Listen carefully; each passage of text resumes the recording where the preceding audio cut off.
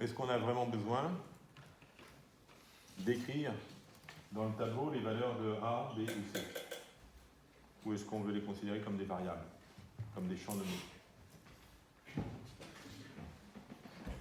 Moi, j'ai envie de faire ça. J'appelle ça HK. Un K pour montrer qu'il y a un indice. Et ici, j'appelle ça grand I, K. OK?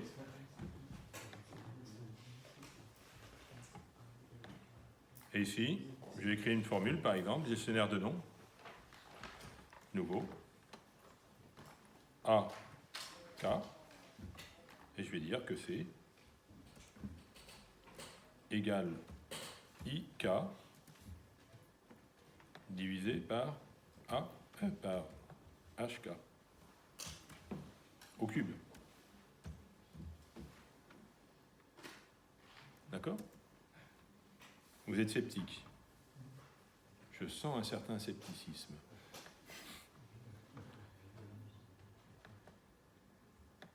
Avant d'aller plus loin, je vais dire ici, ben tiens, je voudrais regarder ce que j'ai calculé.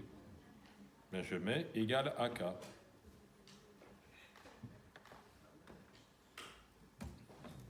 D'accord? Évidemment que c'est intermédiaire. Et ici, si vous voulez,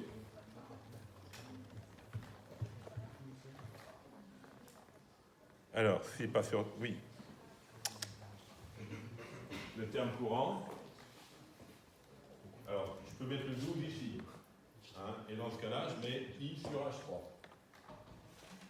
Et bien donc, égal I divisé par H au cube. Ah, ça a le bon goût de faire la même chose. Vous voyez bien que j'ai fait la même chose. D'accord?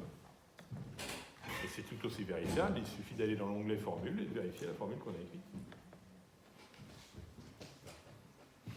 Donc ici, je n'ai pas besoin de ça. Terminé. Je veux plus. Moins il y en a dans le fichier, mieux je veux pas. Gestionnaire de nom, ben maintenant je vais faire une suite BK. Et ben ça va être égal I divisé par HK au carré. Si c'était bon la première fois, ce sera bon la deuxième. Et je vais en rajouter une. D indice K. Et ce sera égal I indice K divisé par HK. OK. Tout le monde est là. C'est un petit fichier, donc je pourrais tout faire sur la même feuille. Usuellement, ce fichier-là, quand je le fais sur des bâtiments plus importants, un plus grand nombre d'étages, je mets une feuille pour la matrice, pour chaque matrice. Une feuille pour la matrice A, une feuille pour la matrice B, une feuille pour la matrice D. Quand les matrices sont importantes, c'est mieux de les avoir sur... Enfin, moi, je trouve que c'est mieux de les avoir sur des feuilles différentes. Voilà. Donc, c'est ce que je vais faire là. Je vais appeler ça ici, la feuille 1, je vais l'appeler données. Et puis la feuille 2, je vais l'appeler renommer A. Matrice. La feuille 3, B, matrice. Puis on va attendre un peu. Là, ça sera bien de me souvenir d'avoir un indice. J'ai 6 étages. 1, 2, 3, 4, 5, 6. Voilà. Donc ici, je mets un indice pour me repérer. 1. Et puis pour faire le calcul aussi.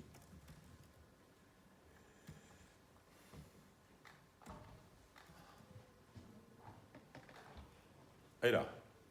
Alors attention. Là, il faut réfléchir un peu.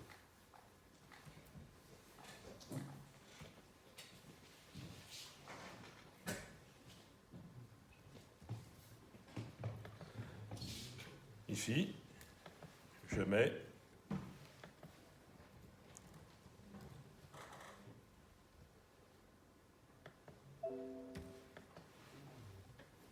Ben là, je mets l'indice de ligne ou de colonne.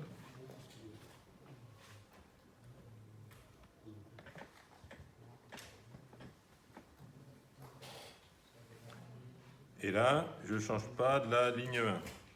D'accord? Si je fais ça, et que je recolle sur la diagonale, j'ai bien ce qu'il faut. D'accord?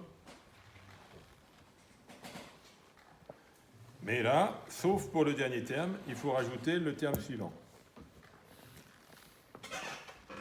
Et donc, ce serait pas mal d'avoir un nouveau nom. Je vais l'appeler nombre de niveaux. OK. Et là, je vais lui dire que ça va être nbval, nombre de valeurs de HK. Alors, il faut peut-être mettre égal, sinon on ne va pas comprendre. OK. Je vais vérifier qu'il a bien compté en écrivant par exemple ici nniv. Il met bien 6. D'accord? Et donc là, je vais faire plus si ceci est strictement plus petit que le nombre de niveaux, point virgule, index de AK,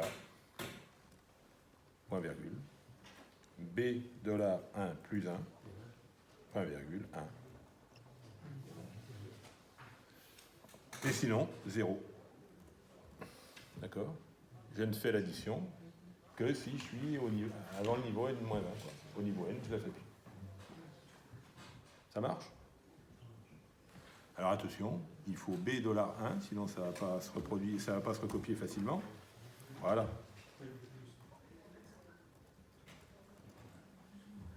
D'accord? Alors copie ma forme. Qu'est-ce que je mets ici? Moins index de AK B $. Alors, non. C $1, point virgule 1. Ouais. Et ici, moins index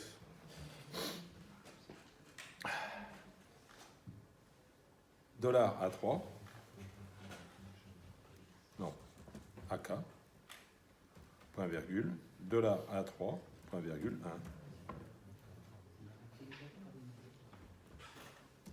1. Voyez? Et puis ici, je mets des zéros.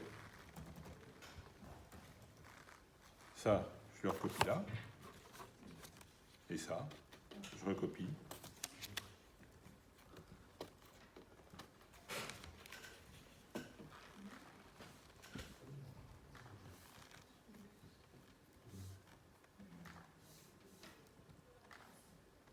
C'est tout.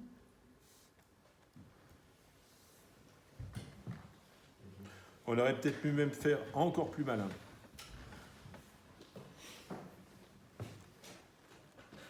Oh, je suis fatigué. C'est pas toujours intéressant de faire le malin. Bon, on va laisser comme ça pour aujourd'hui. Mais ce serait bien d'avoir une formule que j'écris sur la première cellule et que je recopie partout. Pour aujourd'hui, c'est pas l'essentiel. OK ?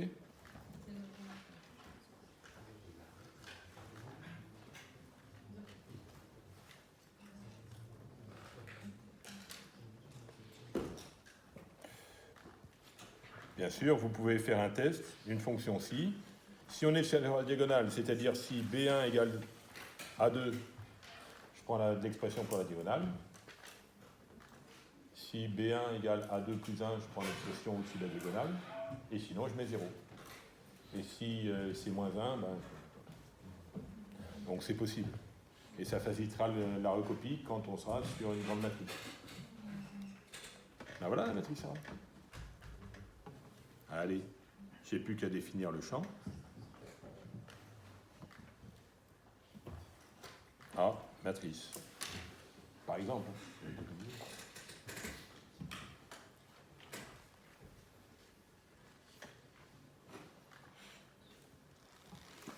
Bon, ici, c'est vrai que mon fichier n'est pas bien gros.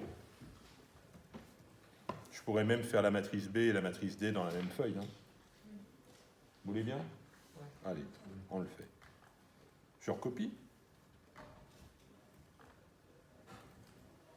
Mais il ne veut pas recopier ce con-là.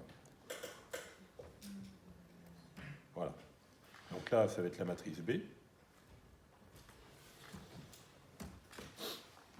Qu'est-ce qu'il faut y faire pour la matrice B?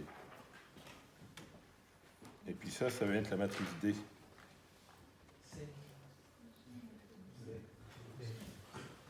Je vais appeler C. Je mets plutôt A, B, C, D. Avec C transposé de D.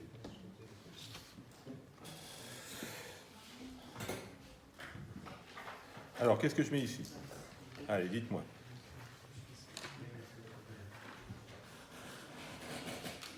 On peut regarder. On ne se souvient plus, hein. Mais il faut faire comme c'est écrit, hein, parce que si on se trompe, un mauvais signe quelque part, tout est planté. Attention. Donc là, on met B2 moins B1. Donc on met ici moins.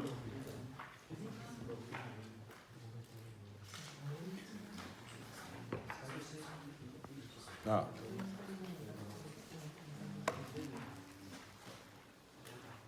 Ah. Ça me paraît louche.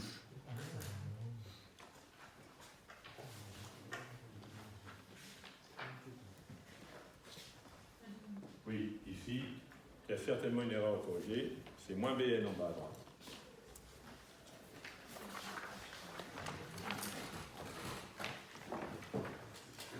Et puis bien sûr, c'est la suite BK et non pas la suite AK.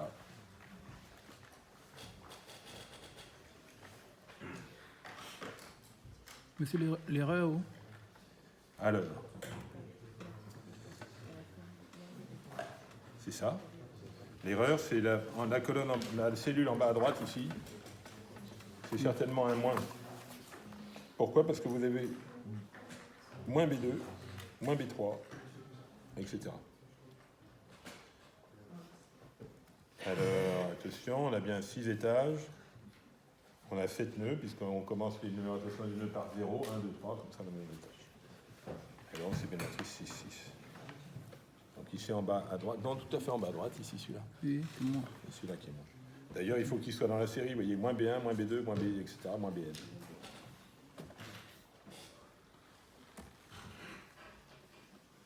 Et ici, au-dessus de la diagonale, je mets un plus, et en dessous, je mets un moins. Donc ici, j'enlève le moins, et je mets B. OK? Pas de mystère. Et ici, je garde le moins, et je mets B.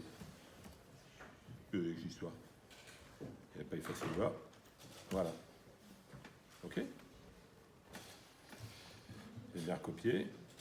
J'ai pas encore recopié ça. Ben oui, comme c'est les mêmes valeurs, et ben la différence, ça fait 0. Voilà la matrice B.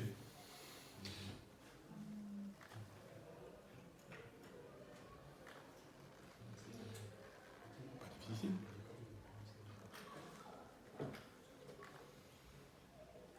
On va le faire à la main pour vérifier les valeurs. Peut-être prudent. C'est pas le temps qu'il faut pour faire ça. Hein. Et ici, attention, il y a les coefficients 2 et 4. Il y a 4 et 2.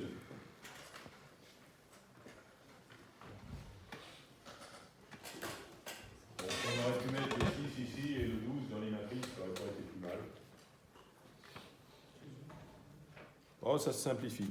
Donc ici, je vais mettre 2 fois pour le terme diagonal. Et c'est la suite D. Plus 2 fois. Et c'est la suite D. OK? 4. Ici, le terme non diagonal, c'est un plus, mais il n'y a pas le coefficient 2. Et c'est la suite D.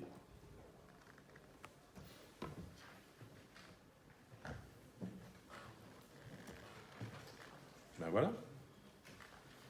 Et là, il n'y a pas de moins, et c'est la suite D. OK? Et ben voilà.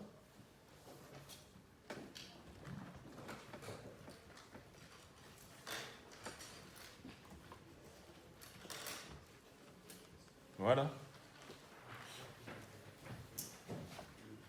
J'appelle ça matrice B.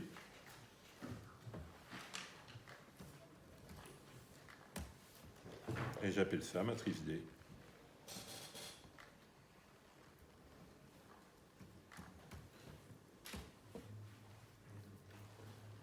Vous voulez qu'on prenne le temps de vérifier? On ne change pas de temps. Parce qu'après, c'est comme si c'était fini.